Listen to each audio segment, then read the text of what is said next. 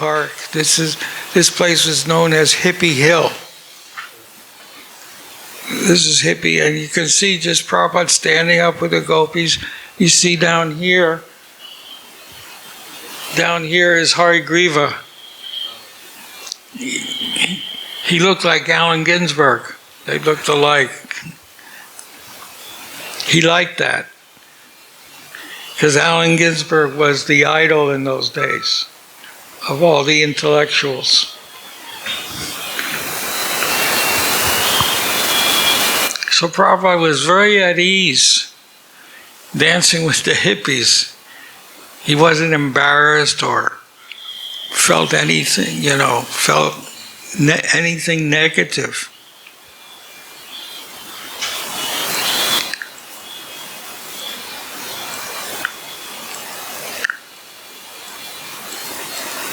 It doesn't, it stops all the time. It doesn't go. I wanted to do this photograph because this photograph is really strange. This is Prabhupada taking sannyas. See, most of these photos were in black and white, and I tried to colorize them. I tried so hard to colorize, but look at this. Who's wearing saffron and who isn't? Why did Prabhupada change to saffron and not the other two? This tells you something. Who's the real sannyasi? Oh yeah, I tried to do them all, and only Prabhupada turned saffron. The others wouldn't. I mean, that's really strange. Or maybe it's supposed to tell you something.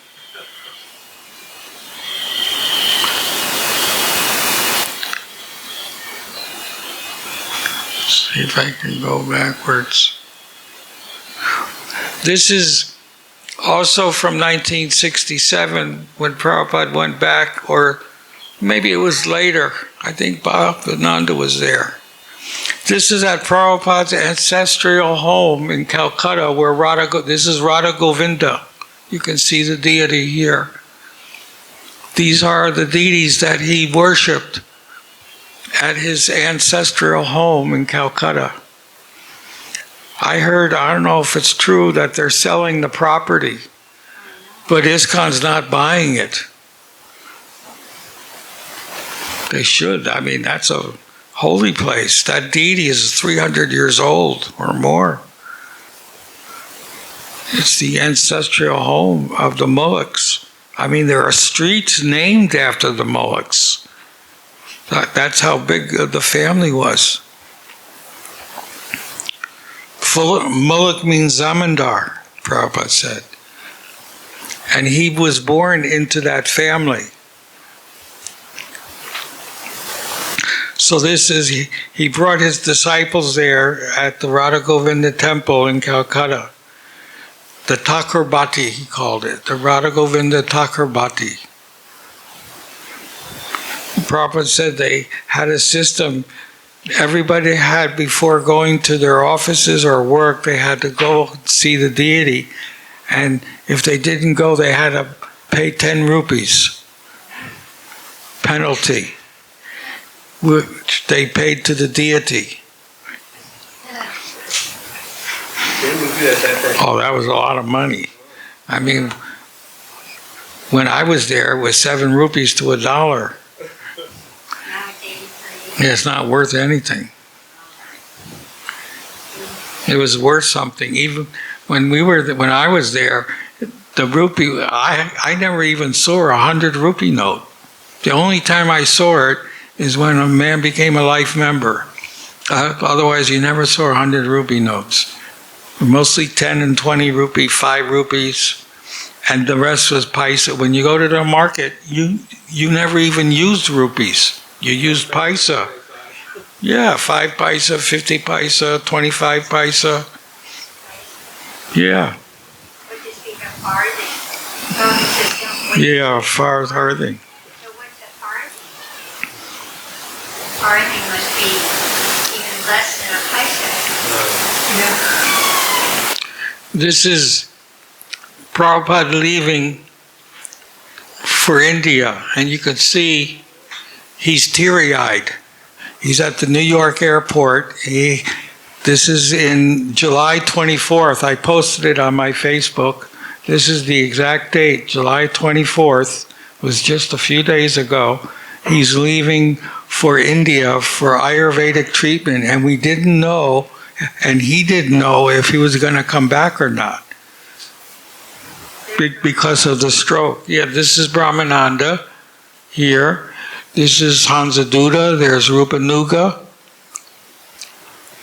There's Madhusudan. And Kirtananda is on the side here. This is Ray Rama. He was the editor for Back to Godhead in the early days. The only one left here is Pradyumna and Rupanuga.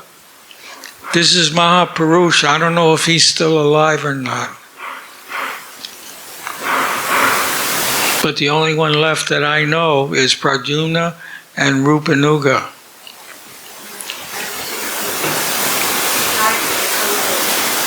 Oh.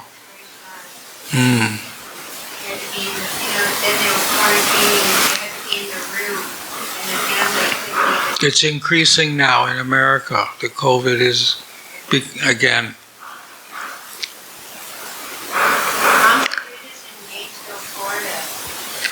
Huh? No, Hansaduta. No, I mean not Hansaduta. Sorry, getting mixed up. Yeah, Hansaduta. Yeah, he left his body a few years ago.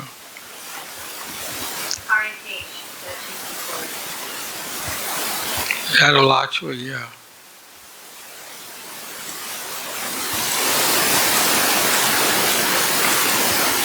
Again, it won't go to the photographs.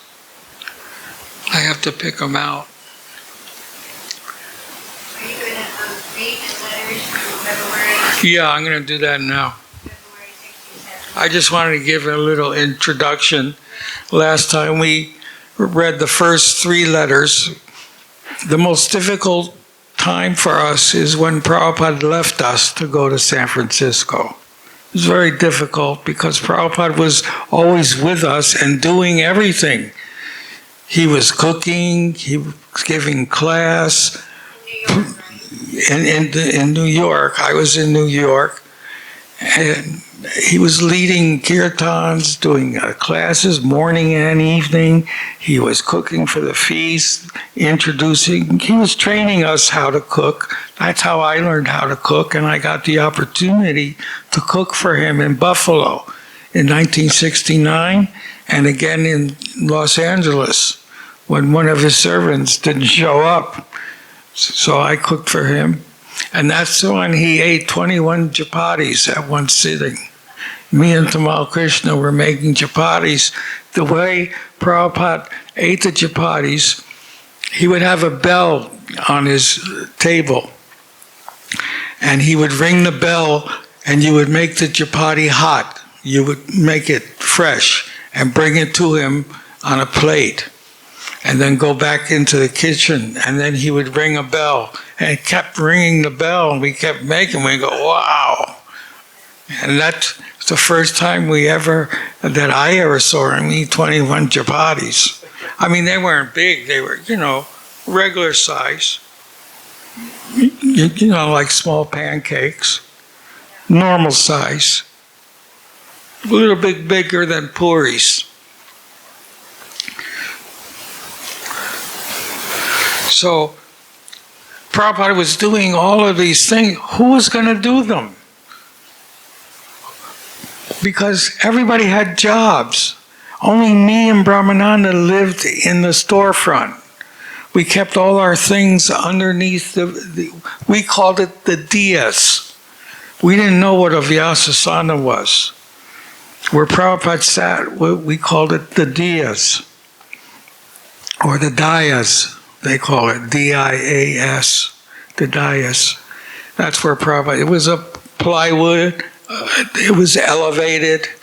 I think we used milk cartons to elevate it, and it had a cloth, and underneath we kept all our clothes. And there was a sink with a curtain nearby where Prabhupada sat. That's where he would spit into the sink the apple skin. This was amazing. Brahmananda tells the story. I think I played it last time. Brahmananda tells the story. When Prabhupada would finish the class in the evenings and mornings, he had a little basket, and he would cut an apple and cut it into little pieces and put them in the basket. And we would pass around the basket. People would take one apple and put in some donation. Mostly they put in quarters or 50 cents. Very rarely does someone put in $1. You know. And one time Prabhupada, his eyes, and that we would give the basket back to Prabhupada, and he would look what's in the basket. And one time Brahmananda gave $100, and Prabhupada looked at it, and then his eyes looked up like this. I'll never forget that look. He was wondering who put that $100 in the basket, because he never saw $100 before in the donation basket. So Brahmananda was donating his entire paycheck. He was maintaining the center. And that's why Prabhupada made him the president, because he took responsibility. When Prabhupada moved into 26 2nd Avenue, there was nobody who took responsibility. Although Mukunda found the place, nobody gave any money to Prabhupada. It was Prabhupada who was paying the rent and paying even the first month's rent, which was $200. It was for his studio apartment was $75, and the storefront was $125. So $200. But then you have electricity, you have gas, there was piped in gas, you had to pay the gas bill, there's other expenses. Nobody was donating. So Brahmananda gave his full paycheck as a New York City public school teacher. He was a substitute teacher. And he was getting $400 a month, and he would give it, that money all to Prabhupada to pay for everything. So Prabhupada admits that he got relief when Brahmananda came. I mentioned that last time, that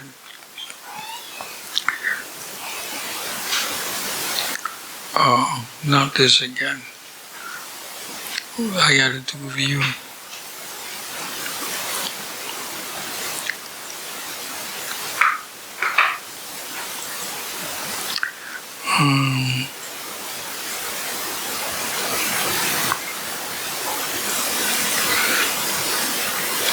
How come this doesn't move? This doesn't move away.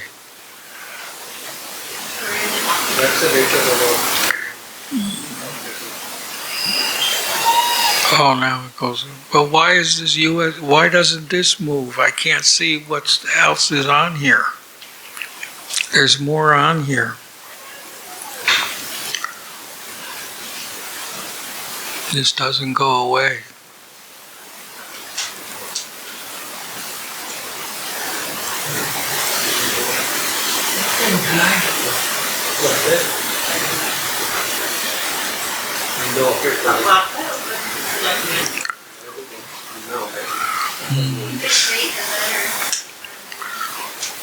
Well, there's more on here, but I can't see it.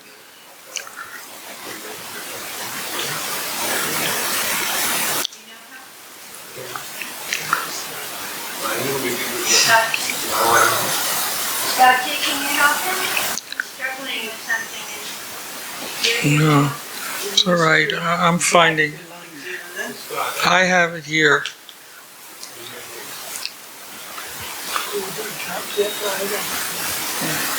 Okay, here it is.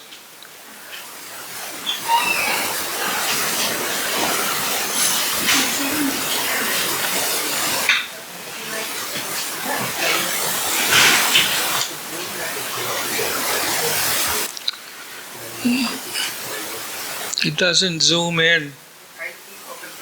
No, Oh, you have to go below. This is the letter, February 57. no, I have that. I want to say what Prabhupada says about Brahmananda. From the very beginning, he came voluntarily. He immediately offered whatever he got. That was his paycheck. It was maybe $400. Practically after his joining, I got some relief. So Prabhupada didn't have to worry about paying the rent or the gas or the telephone bill, you know. He didn't have to worry because of Brahmananda moving into the storefront. So we were the only ones that moved into the storefront at that time. And I was the only one that didn't have a job. I was 18 years old. Everybody was at least 4 or 5 years older than me. I was the youngest. So I was busy the whole day working in the temple. I was cleaning Prabhupada's bathroom. I was washing his clothes. I was helping in the kitchen. I mean, I was busy. I was printing back to Godhead on the mimeograph machines. I was very busy, and because I was the only one that didn't have a job. The others all had jobs working outside of the temple. They only had free time on weekends. So Prabhupada says when Brahmananda came, he got some relief. Therefore, I made him the president. He is a very saintly person because he took responsibility. No one else took, he mentioned, Prabhupada said, Hari Griva didn't take responsibility. I mean, they gave $10 or $15, but they had their own apartments. So they had to, you know, people weren't getting big paychecks in those days, you know. They were teachers or professors or working for the government. Rupanuga was a family man. So they were donating some, but not enough to cover all the expenses. But Brahmananda gave everything. He didn't keep anything for himself. He used to ask me for subway money. He said, can I have a quarter for the subway? Because Prabhupada was training me as the treasurer to take care of Krishna's money. Again, in a letter to Brahmananda, Prabhupada says, Krishna has sent you to me to help me in my mission. As you are my very sincere spiritual son, Krishna will dictate to you what to do in this connection. So I have full faith in you, and you can determine as Krishna speaks within your heart. So this became very important instruction when Prabhupada left and went to San Francisco. Because then Brahmananda had to take on the leadership of maintaining what Prabhupada had set up in New York. Otherwise, everything would be finished. That happened. Prabhupada once mentioned this a few times. Don't make me an Alexander. Now, what does that mean? You know Alexander the Great?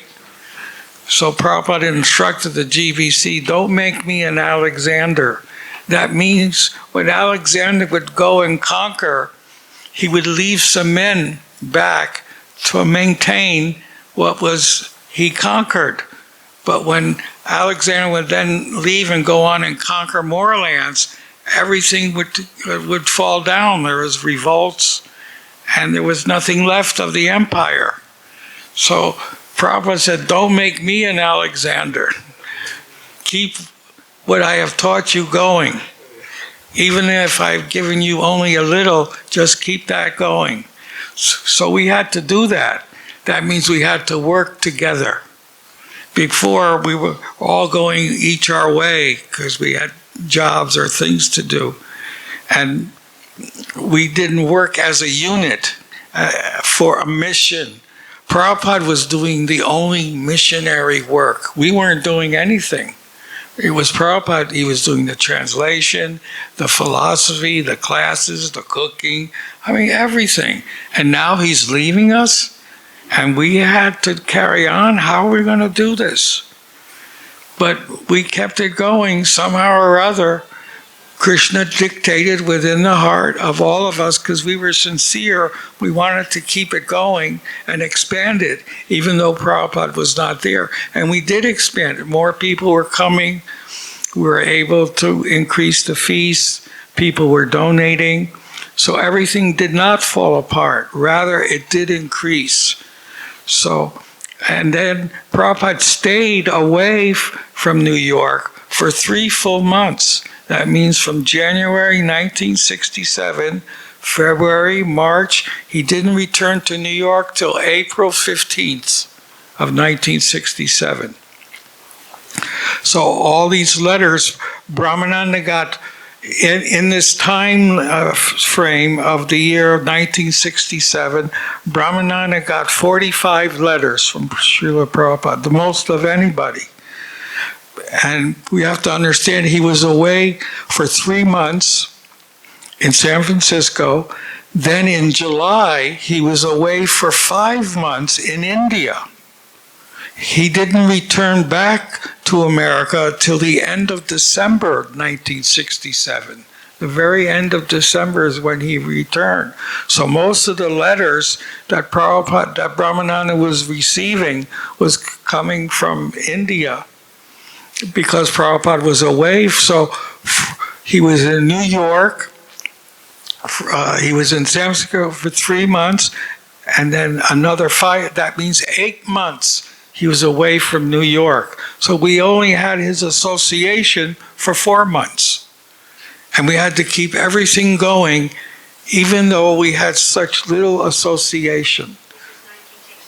Yeah, I said 1967.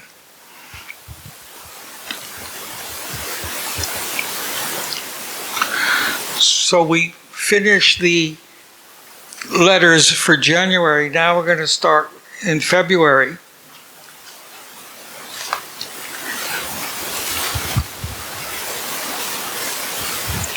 Got to carry around three glasses.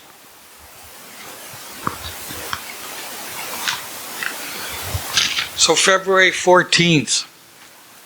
This is from Frederick Street in San Francisco, where Prabhupada was establishing his second center.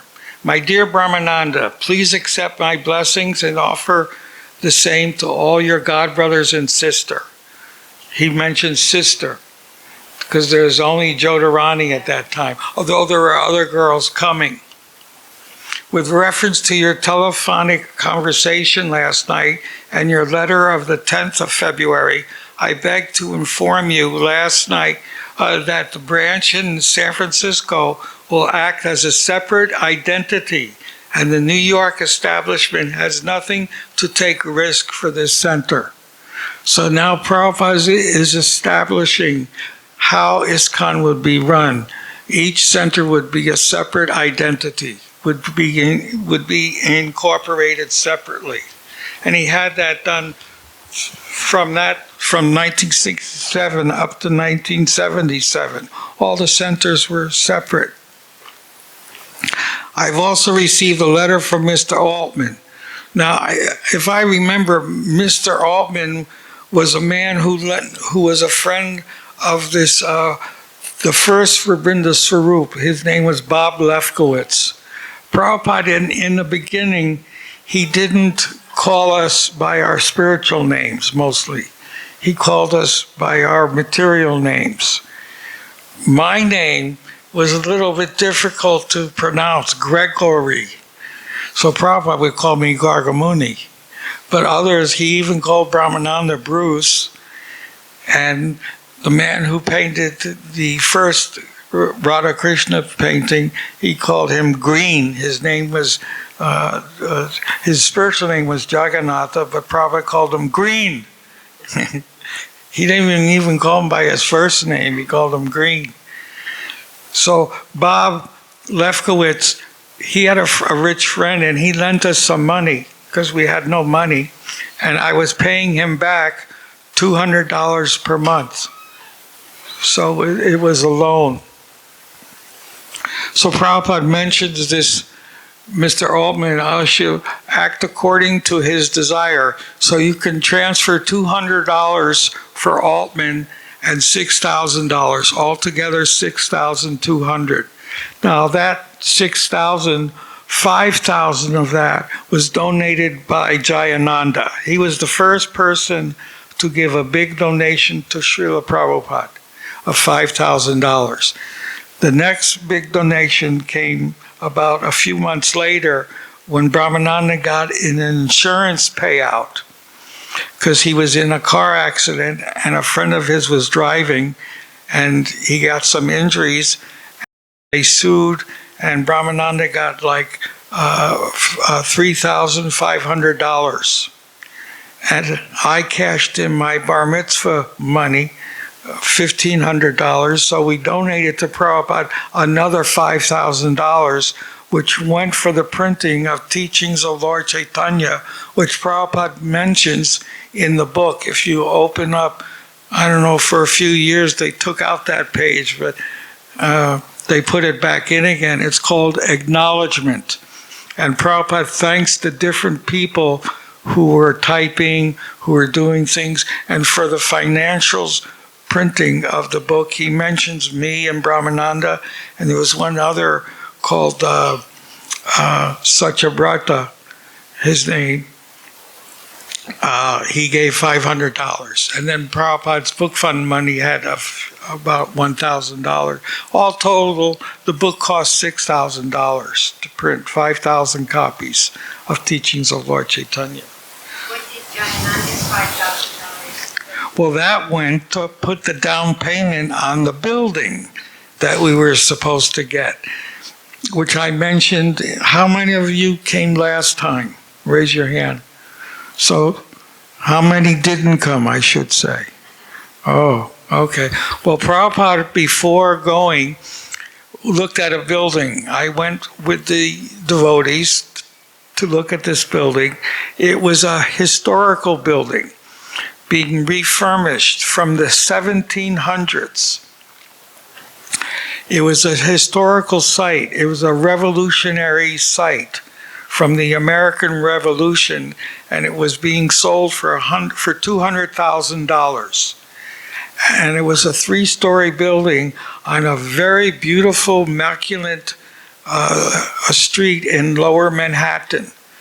Prabhupada visited once the Ramakrishna Mission building, which was a very nice location with trees and everything, very beautiful place in New York City.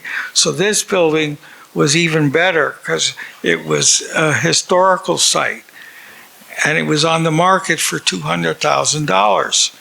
And Prabhupada went there with a few of his devotees and was interested in purchasing it. It was very small, 3 stories, but it was a small building.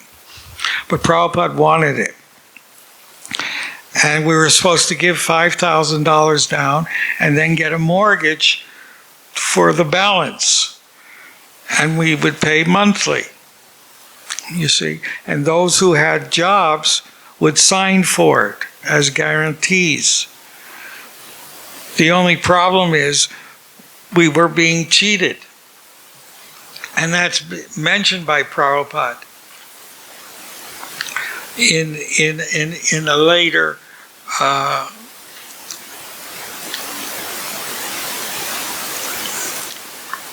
if I can find it.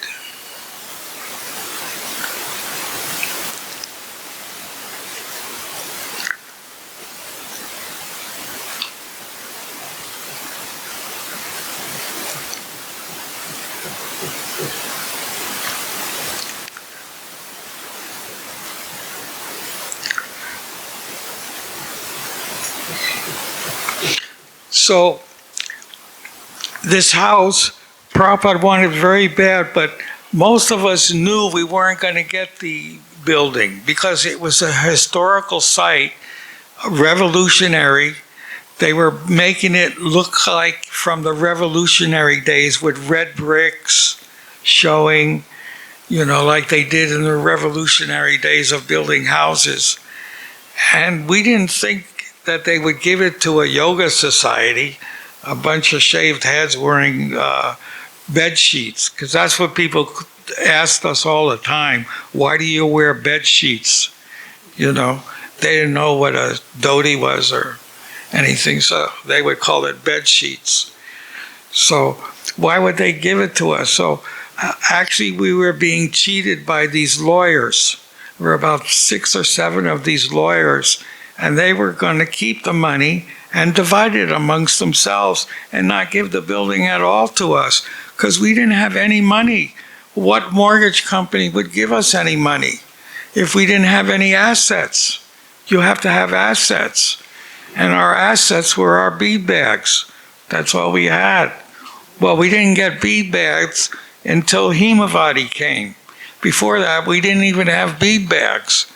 You see, she was the first to make the bead bags. So we wore them around our necks. And you see that in photographs. So Prabhupada writes, if I can just make this bigger.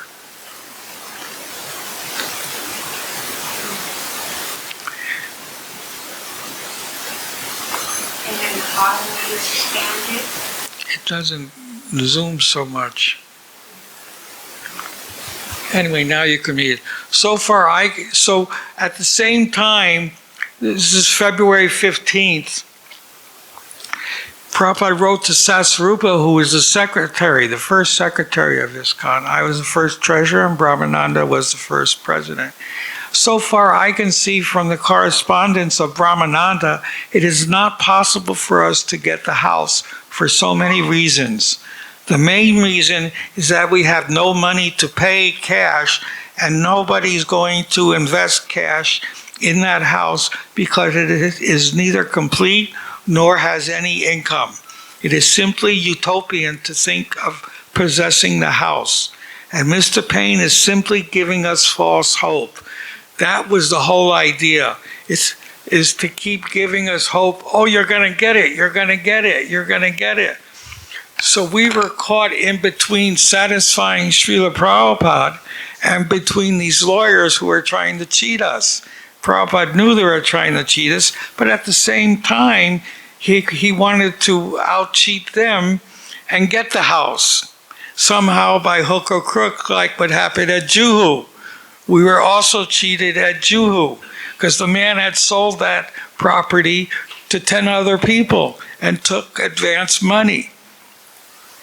That house, that property at Juhu, we spent only 14 lakhs and it was worth 100 lakhs. How many of you been to Juhu? So it's a huge place. I mean, it's a huge plot of land. And he was only selling it for 14 lakhs.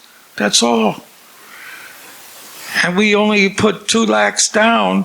Finally, we paid the balance of 14 lakhs after his heart exploded.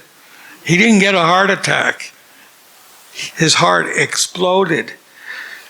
It was told to us that the blood came out of the 9 holes of his body because of his offenses. It was Nrsingadev who did this for his offenses to Prabhupada. He was messing with the wrong person.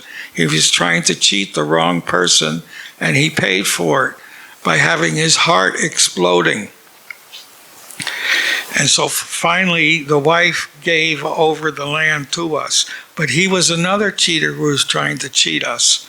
So Prabhupada was expert with these people in trying to out-cheat them by cheating them. You see, that's how we got to Juhu. You see. So Prabhupada thought we would get this house also. But so they took our money, and we weren't supposed to give over that. I didn't sign the check as treasurer. I let Sasarup sign it because I didn't think that Prabhupada wanted us to sign any money over. But we gave them 5,000 and we thought we lost it all. But in the end, we did get it back minus $1,200. But it was a miracle we got anything back because these lawyers were expert at cheating. And they were going to divide the money up amongst themselves and say bye-bye. And that was it.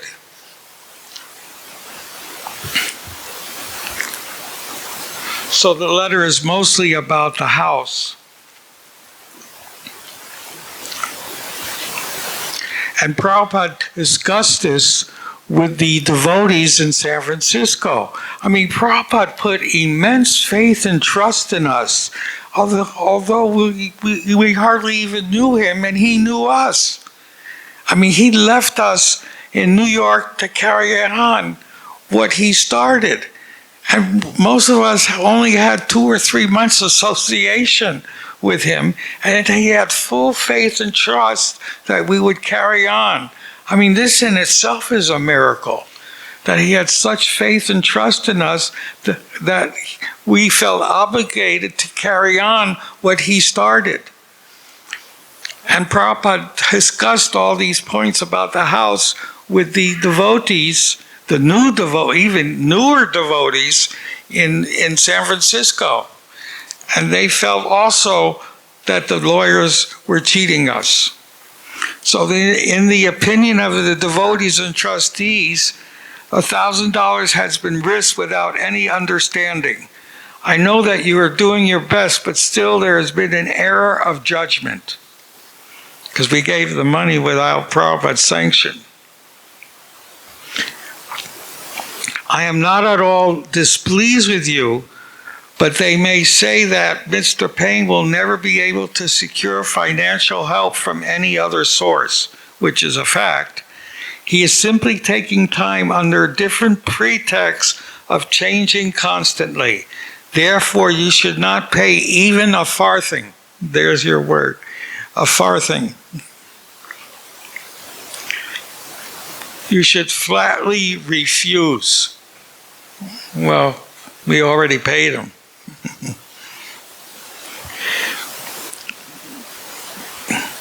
Kirtananda's presence in New York, as he said, another devotee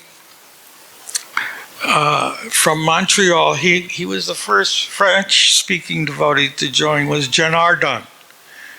And he wanted to have a center in Montreal. And so Prabhupada wanted Kirtananda to go there and see what the circumstances were for starting a center there. Kirtananda's presence in New York is essential. Therefore, I have postponed his journey to Montreal.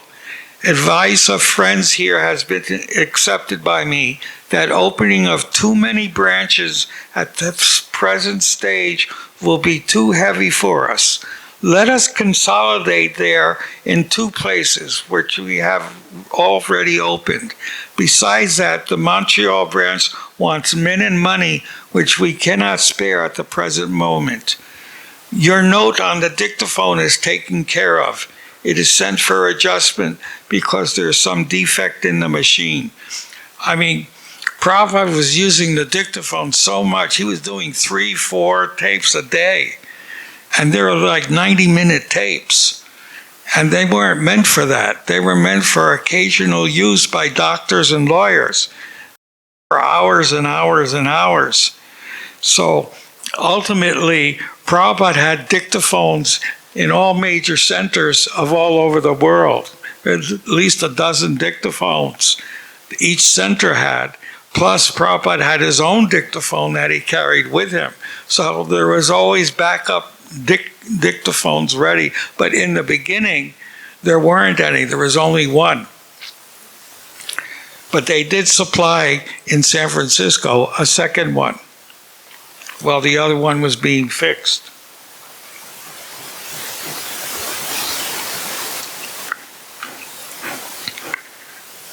Your note on the dictaphone is taken in the machine. In the meantime, they have supplied a machine for my work. I have now 5 tapes only. These more are required. Neil has not come here. Chant Hare Krishna and be jolly.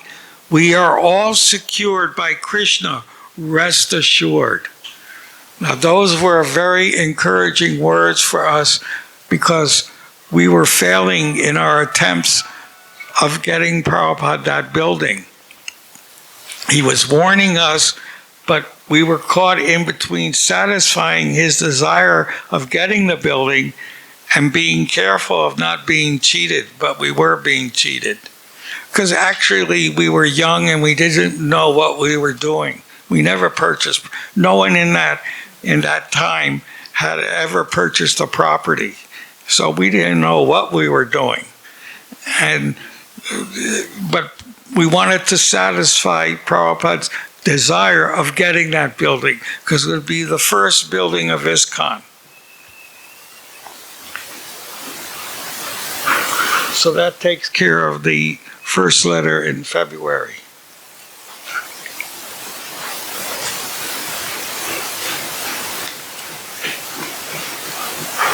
The second letter came a few days later, which was the 17th of February.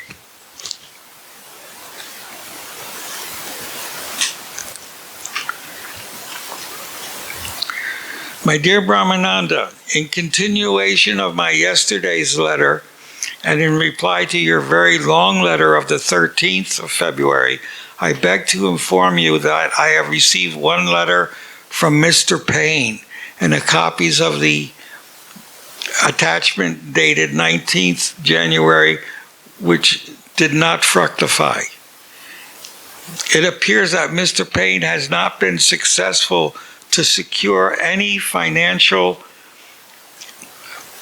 help till the 14th of February, and it is hinted therein that I may also try for the source of money. Prabhupada was trying to get money in San Francisco, more money.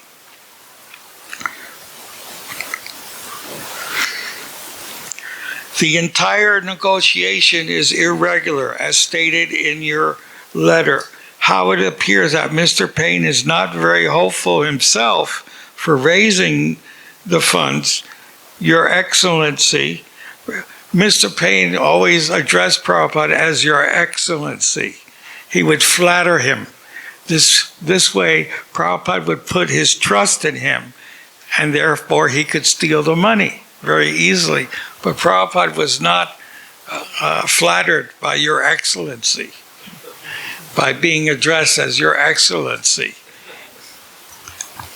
Prabhupada knew right away he was a cheater, but he was trying to out-cheat them also. Anyway, it goes on about the building, which we never got. The next problem was the records. I mentioned last time in December of '66, before Prabhupada went to San Francisco, we recorded the first record called Krishna Consciousness. How many of you have seen or heard that record? That's all? Well, there's a copy which me and Brahmananda got, that's in Prabhupada's museum. You can see it there. It was produced by a Mr. Coleman. I mentioned the story how it was produced last time. So this record, Prabhupada had wanted it in San Francisco. 1,500 copies were already sold. People wanted them, but we couldn't get the record. Why? Because Mr. Coleman, who produced the record, he didn't want to front the money to the record company who was manufacturing the record. He had to pay for them first, then give the records, but we didn't have money to buy the records from Mr. Coleman. So he had to front us the records, and he didn't want to do that. He wanted the money up front from us, but we didn't have any money. So that was another problem. Prabhupada wanted those records, and we couldn't get them. He would give us 10 records or 20 records at a time, and then we would pay for those 10 or 20 records as we sold them. They only cost $3, and they would cost us $1.60 to buy them. But we didn't have money in those days. I mean, we were eating our main vegetable in the summer. I bet many of you are eating watermelon now. And you eat the inside. What do you do with the outside? You throw it away. Well, we didn't. We cooked it as a sabji. That was our sabji almost every day in the summertime because it was cheap. It was either that or potatoes. We never ate cauliflower or eggplant or string beans. We couldn't afford that in those days. Even our milk was milk powder because we couldn't afford real milk, you know.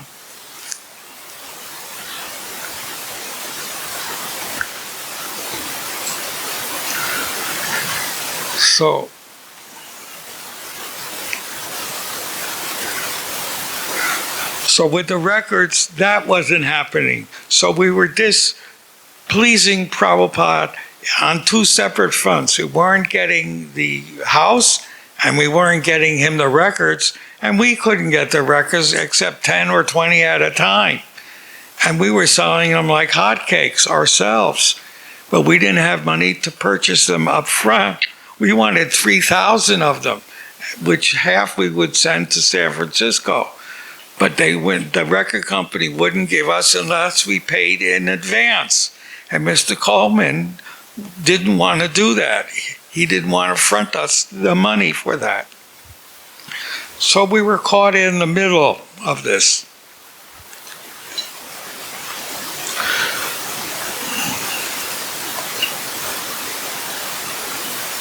Do not misunderstand me that I have no interest in having a permanent building at New York.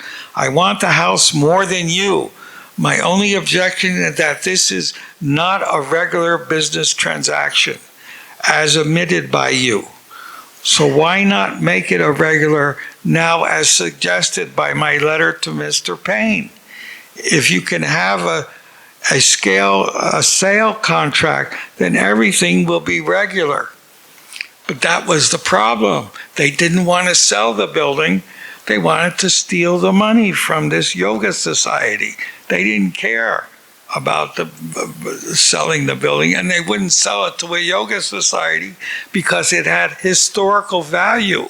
It was a revolutionary era building, originally built in the 1700s. So that is the end of that letter. So you could see we weren't very successful. We were always on edge because we weren't pleasing Prabhupada while he was away. We were carrying on the program of chanting and prasadam and giving the classes. Everything was going on. I was printing Back to Godhead. We were printing every 2 weeks Back to Godhead in those days. Now it comes out, I think, every quarter. Every 3 months or 4 months or something. But Prabhupada wanted it every 2 weeks because that's what he was doing in India when he started it. What was the date on that letter? The 17th of February. Yeah. So now we're on the next day, the 18th of February. So you can see how much time Prabhupada was spending on this building, on the records, and managing New York, because we were certainly mismanaging, at least the business end of it. And we were depending on Prabhupada on the business end as well as the spiritual end. In both ways, we were depending on Prabhupada, because Prabhupada called us, you innocent boys. He never called us men. He always called us boys, because that's what we were. We weren't expert in anything. We were boys, both materially and spiritually. We had no qualification for anything, and yet he was there saving us. So this begins on the 18th of February 1967. Please accept my blessings. With further reference to my letter of yesterday's date, I may inform you from the letter of Mr. Payne and the schemes which produce no fruit, it appears that he is not in a position to secure money for the house from any financial party. That is my conviction. Now, if you think that he is able to secure money for us, if you think that there is something hopeful by this time, then you continue the negotiations as he is doing. But do not for I can't make this out. Make advance a farthing more. Do not make any more advance. On any plea by him. He may be trying his best, but he's incapable to do this. This is my honest opinion. When Prabhupada says that, that means it's the law. Next thing is that when a man takes work in his own hand, it is more sure to be done. If you are serious about purchasing the house, then do not depend on Mr. Payne. Take the work in your own hand. Just enter with Mr. Taylor in agreement of hire and purchase the system sale contract for any reasonable market price. We shall pay rent to the amount of $1,000 per month and cash down $10,000. The repairing work may be done by Mr. Taylor as he is doing. So there were too many people involved in this affair. There's like 5 or 6 lawyers. Then there was the property owner. There was the historical city society was involved. I mean, there was just too many parties involved. And we weren't going to get the building, but Prabhupada was still hopeful we may get the building. So we were in a catch-22 situation.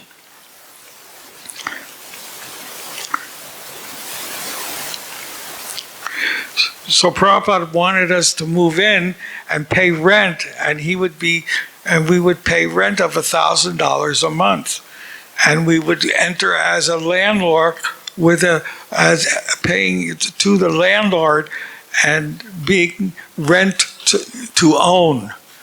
We would pay rent, which would go for ownership at a later date.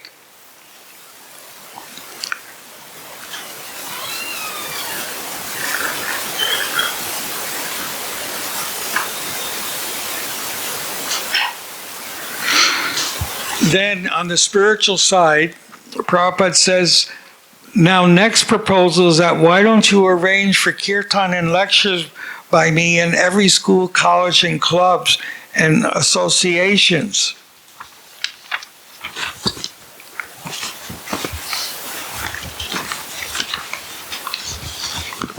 Where's the other page? I don't have the second page. Because they were doing that in San Francisco. They were having at the Yogananda Society, Yoga Society. They were having programs. They were having at schools and colleges. They were arranging many programs for Prabhupada.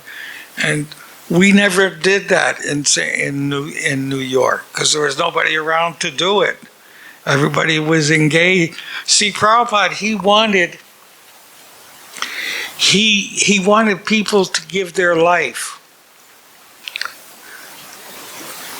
Not just grihastas, because he had that already one time before. And this was in a place called Jhansi. Now if I could just make it bigger. Called the League of Devotees.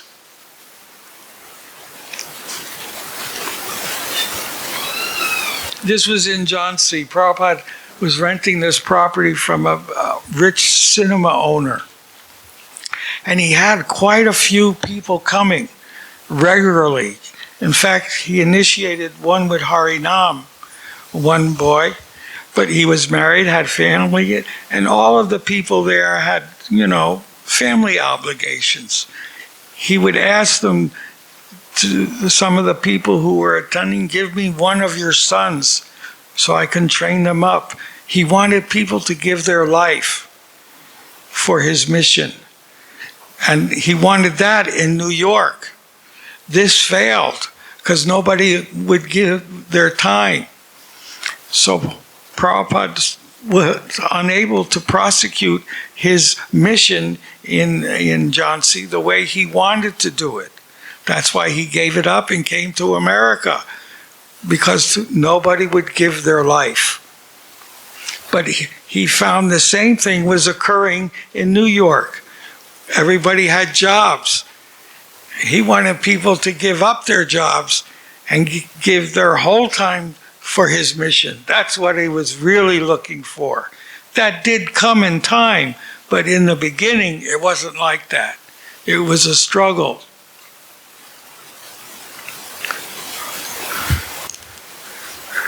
I have another photo showing the other buildings. Oops.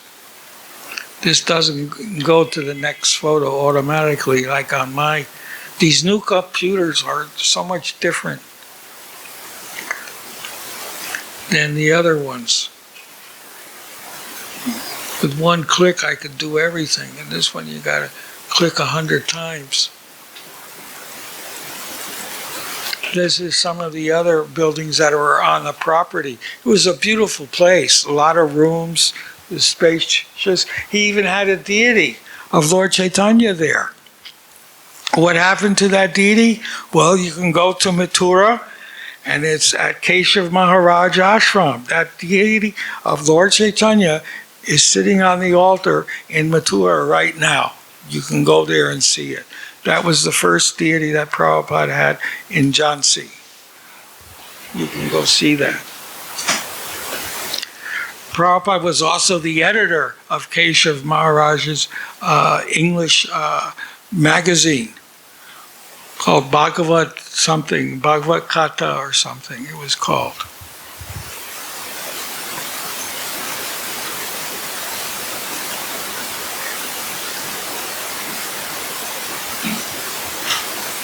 This is Prabhupada as a sannyas. I didn't tell the other people this photo. This is a miracle, this photo.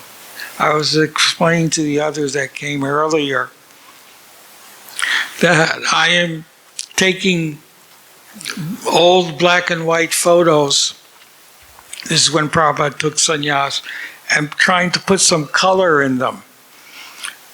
Because I meditate a lot on Prabhupada's expressions. He has millions of different expressions, and some of them are one of a kind. And I love meditating on his different expressions that he exhibited throughout his time on this planet. So I tried to put a little color in this, but what happened here is, why is Prabhupada only his dhoti saffron and the others aren't? That tells you something. Who is the real sannyasi? Who is the real renunciate? Because why didn't I tried so hard to make the others with their saffron, and it didn't come out. Only Prabhupada's came out.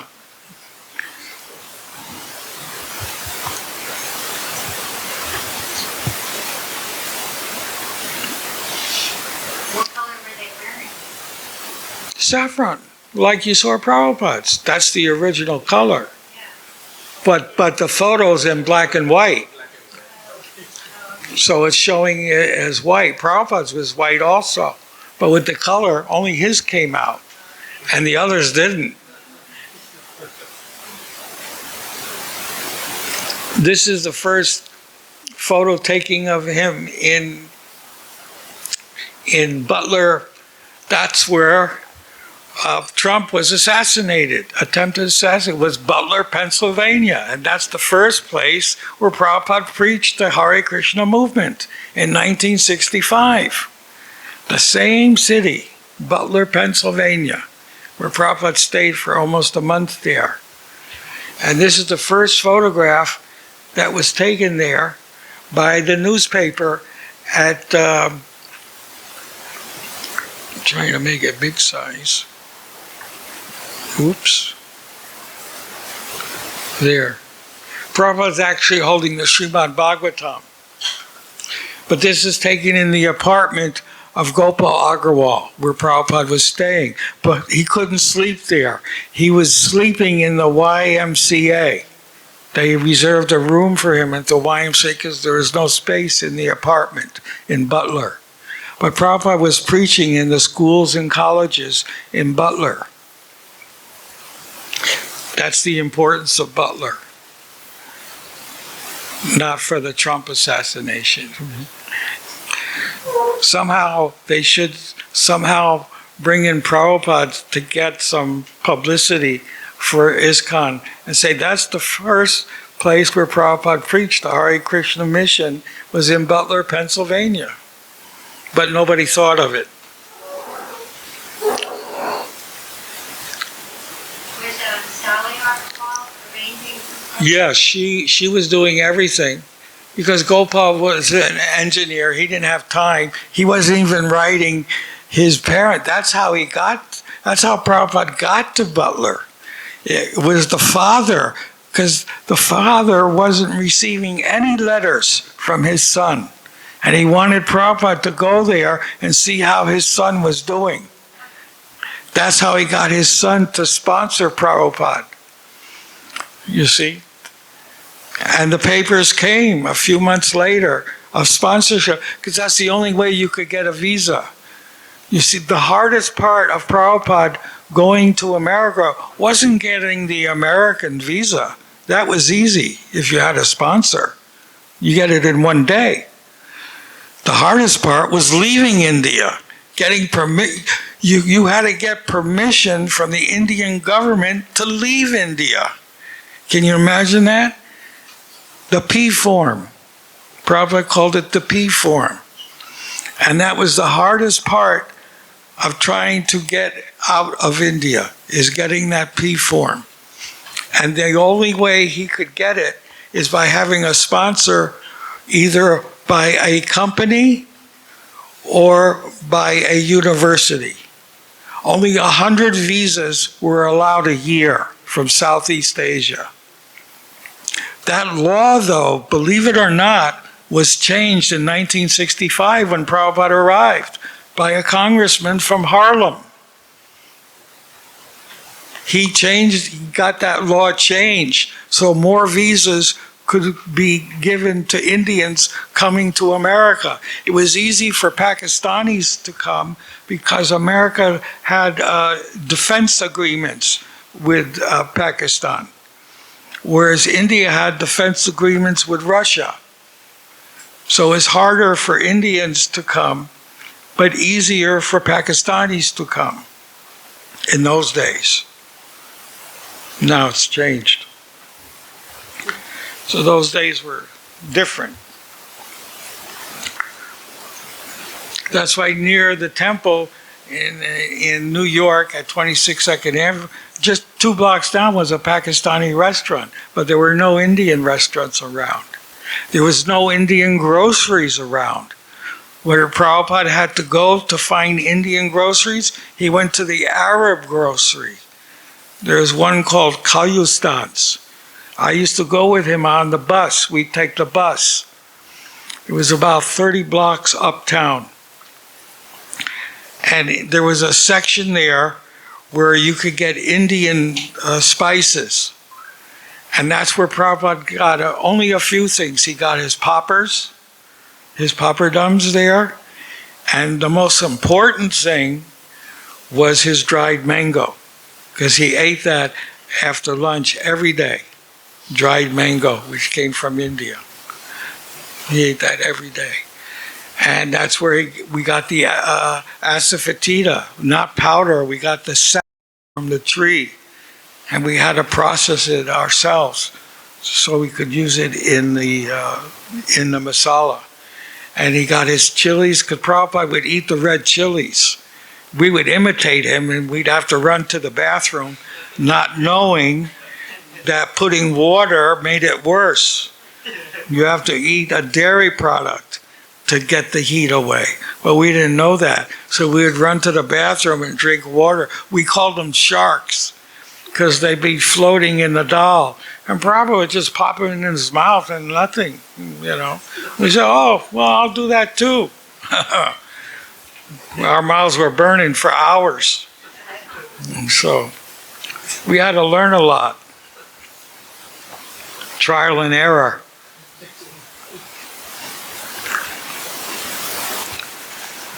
and the records mostly. But we were doing all the programs as he wanted us to do.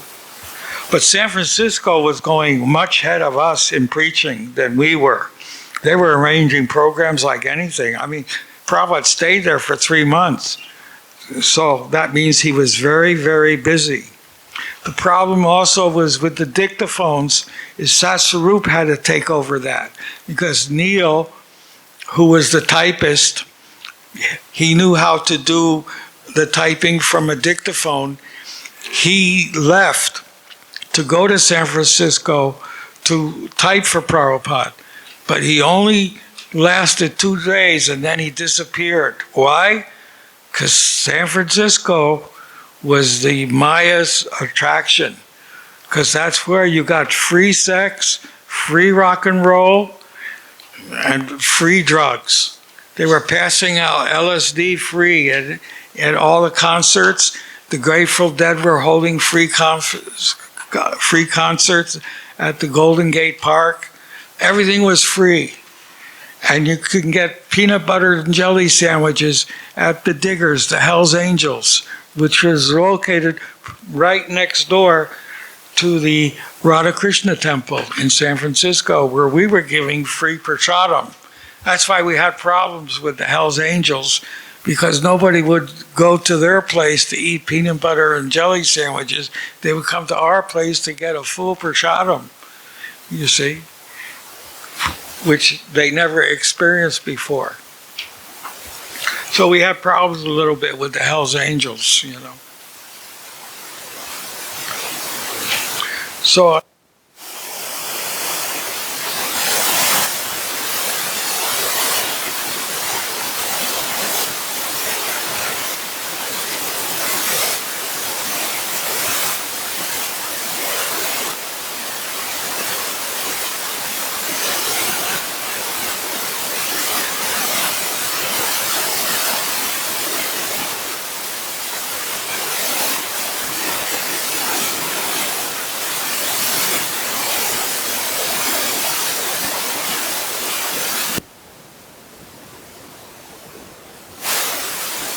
if there's any questions, you can ask questions.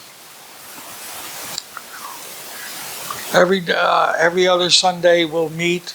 Yes? No, we never went to Chinatown. Maybe when he lived in the Bowery before Kalyustan's. Possibly, because he lived in Chinatown. The Bowery location was right next to Chinatown. He moved from the office building in April and was there from April, May, and June, and July 1st he moved in at 26 Second Avenue with a week stay at the residence of Carl Jurgens.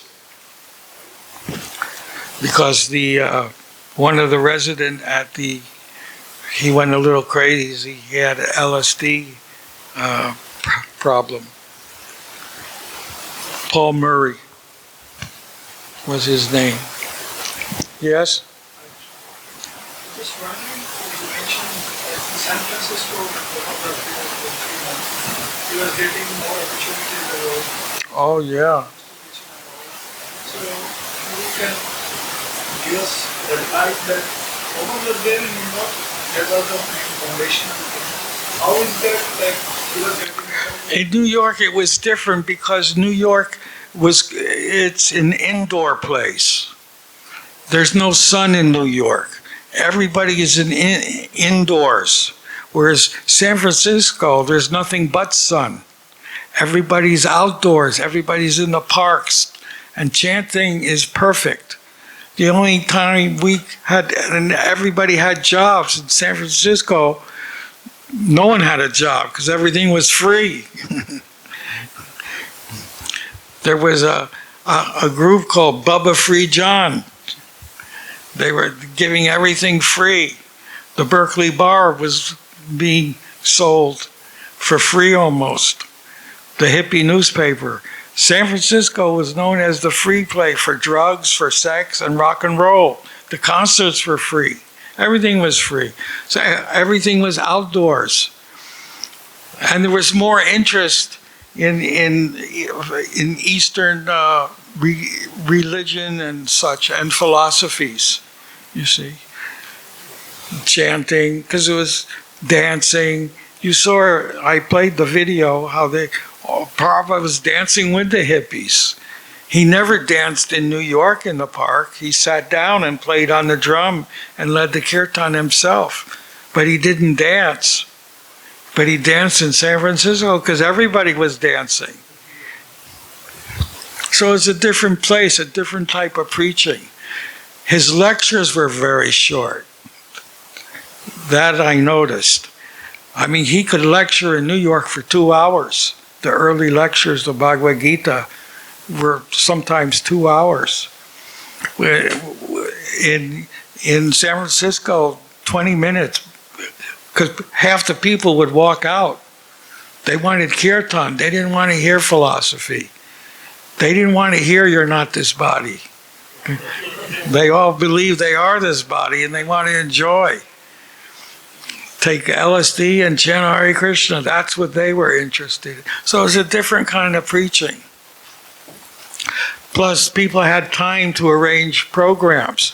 They didn't have jobs like they did here, you know, in New York. Everybody had a job. Yes, anybody else? Yes? Before Prabhupada got his first Vrindavan, what did the drum look like that Prabhupada played? Oh, it's in the movie. It was a bongo drum. And someone told, yeah, it was like this long. And Prabhupada played it with two hands. One little drum. Yeah, that bongo drum. There's a photo of me playing it when Prabhupada got the first cartels. Then he stopped playing the drum. Oh.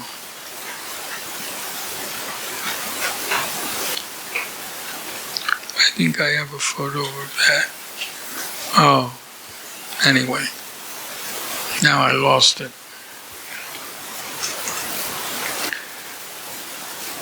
Where's the computer expert? How do I get back? Oh, I want to get back to the C drive. I mean, my pen drive. I can show them what the bongo drum looked like.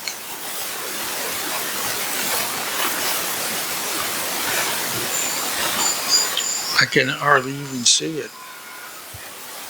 There's my glasses.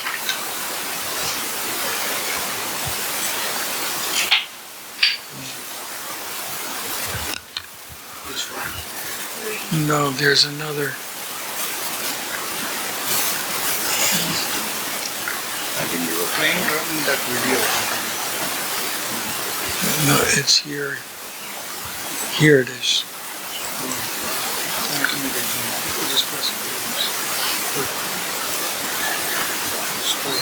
How do you make it? That's what the drum looked like.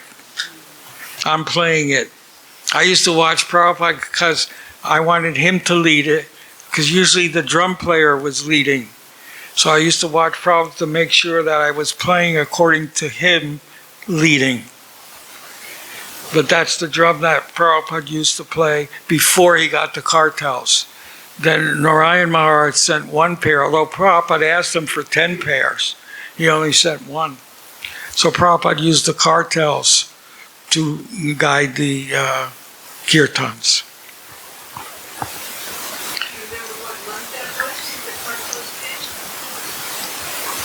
Probably it was about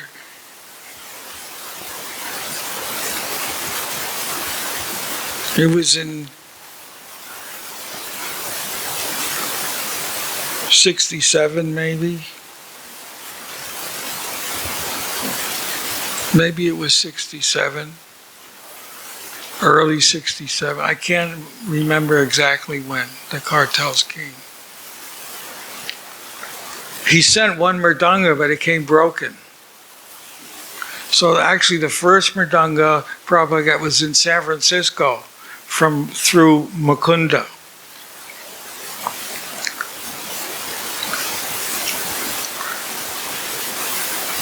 And as I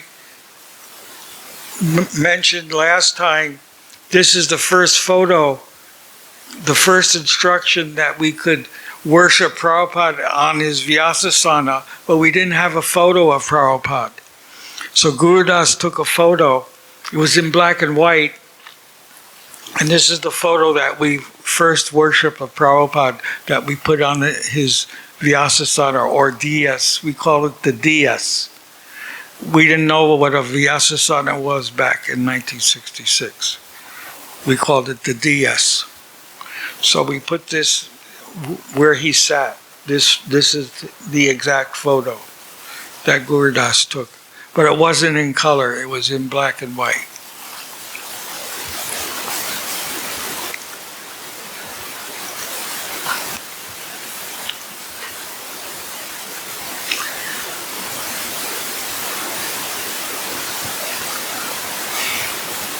That's all I think. Any other questions? Yes? You said that did they have temple in San Francisco? I mean, like It was a storefront. yes, so they didn't have to pay for it? How they like? No, it was a storefront cost $200-300. I had a storefront right next to it in 1968 because I had an Indian imports shop right next to the temple. The storefront in those days was $200 a month. In New York it was broken. No, the storefront was $150. But the ones in San Francisco were cheaper in that you got a shower and you got a kitchen, you got everything. You didn't get that in New York. You got nothing. You got a toilet only. But in San Francisco, in the back of the temple, there was a shower, there was a whole kitchen, everything. You say nobody bought from people. Mm-hmm. You said they didn't work. The notice were not working there. What is the not working in San Francisco? How did it? Everybody was donating $5-10 here. Somehow they got everything together. Nobody had jobs that I knew of. I mean, Mukunda and Shamshuna started a business called Flash Oils, making scented oils, but that was in 1968. I used to work for them. And that's when I got the idea to make incense. But you couldn't get sticks in those days. I finally thought of getting the sticks from Hong Kong that are used to light fireworks. They're called punks. They're made from pig stool. And I used those. They were cheap. You get $50 for 10,000 sticks.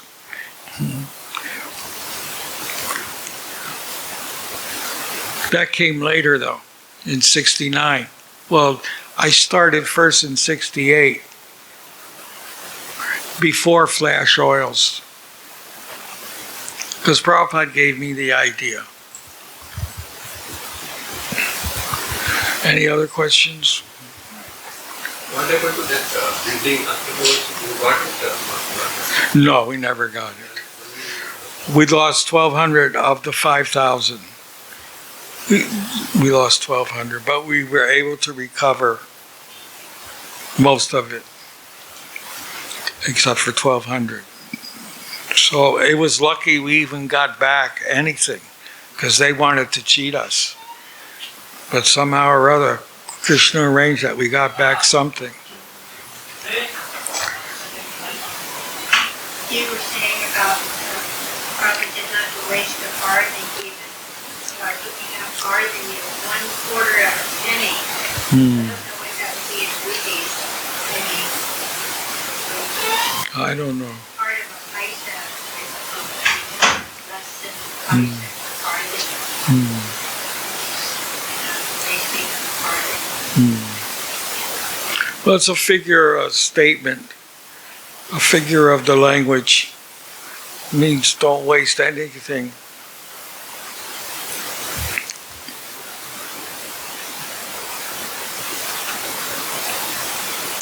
So the Sunday after next, we'll continue with the letters.